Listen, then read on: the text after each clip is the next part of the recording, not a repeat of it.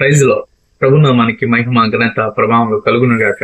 మీరందరూ బాగున్నారని నేను విశ్వసిస్తా ఉన్నాను. అంతేకాదు మీకోసం ప్రార్థన చేస్తా ఉన్నాను. దేవుడు మిమ్మల్ని దీవించాలని ప్రభుని కోరుతున్నాను.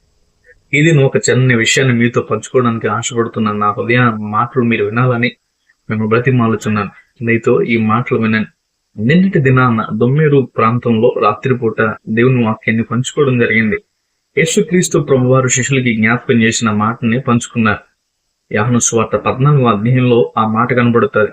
శిష్యులతో యేసు ప్రభు చెప్పే మాట ఏంటంటే, లేదా చెప్పిన మాట ఏంటంటే, మీ హృదయములను కలవరపడనీయకండి అని చెప్పి, వెరవనీయకండి అని చెప్పి యేసు ప్రభు వారు శిష్యులకి చెప్పడం జరిగింది.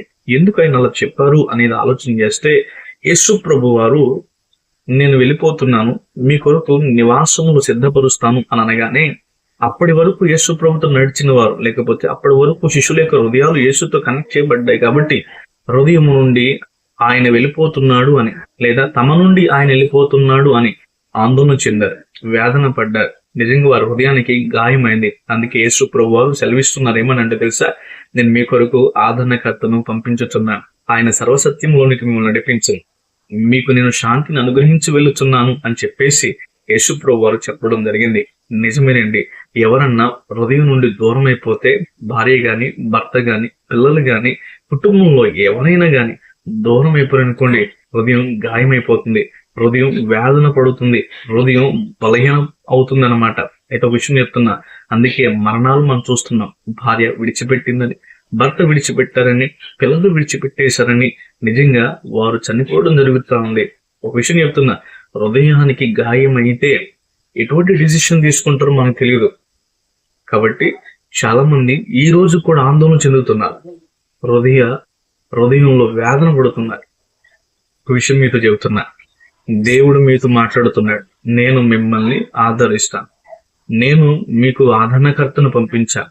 ఒకవేళ ఎవరైనా అలా బాధపడుతున్నారా, ఎవరైనా మీ హృదయం నుండి దూరం అయిపోయారా, అయితే మిమ్మల్ని దేవుడే ఆదరిస్తాడు. మీ ఇంట్లో మీ నాన్నగారిని పోగొట్టుకున్నారా, మీ ఇంట్లో మీ తండ్రి గారిని పోగొట్టుకున్నారా, మీ ఇంట్లో మీ తల్లిని పోగొట్టుకున్నారా, ఇప్పటి అయితే ఒక మాట వినండి, మీరు ఒకసారి ఏసే చేతులకు వస్తే ఆయన మిమ్మల్ని ఆదరించను, ఆయన మిమ్మల్ని ఆదరించను. ఎలా ఆదరిస్తాడు తెలుసా, ఆయన ఆత్మ ద్వారా మిమ్మల్ని ఆయన ఆదరిస్తాడు. నిన్నటి దినాన్ని ఒక చిన్నవాడు నా దగ్గరికి వచ్చి అన్న, మీరు చెప్పిన వాక్యాన్ని బట్టి నాకున్న ఆత్మ, నా హృదయం ఉన్న కలవరం అంతా పోయిందన్న అన్నాడు. ఎందుకంటే నీ కలవరం ఏంటి అని నేను అనగానే అతను ఇట్లా అర్థం ప్రారంభించాడు. ఏమీ లేదన్నా, నాకు అప్పుడప్పుడు ఒక ఆలోచన ఉండేది, మా అమ్మ మా నాన్న ఇద్దరు యాక్సిడెంట్ లో చచ్చిపోతారేమో అని కలవరం, ఆందోళన నన్ను రోజు వెంటాడింది అన్నాడు. కానీ రాత్రి మీరు చెప్పొచ్చు సరే, మిమ్మల్ని నేను ఆదరిస్తాను, మీరు కలవరపడకండి, మీరు ఆందోళన చెందకండి, మీ ఉదయం వెరవనీయకండి, నేను మీకు తోడుగా ఉంటాను అని మీరు అన్నారు కదన్నా. నిజంగా నా హృదయంలో ఆ బాధ అంతా పోయింది. నేను ప్రభు నమ్ముతున్నాను, ఆయన నన్ను ఆదరిస్తున్నాడు అని చెప్పేసి ఆ చిన్నవాడు అన్నాడండి. ఎస్, దేవుడు కూడా నిన్ను ఆదరిస్తాడు, దేవుడు నిన్ను దీవిస్తాడు. అట్టి కృప నీకు కలుగునుగాక. ఆమేన్.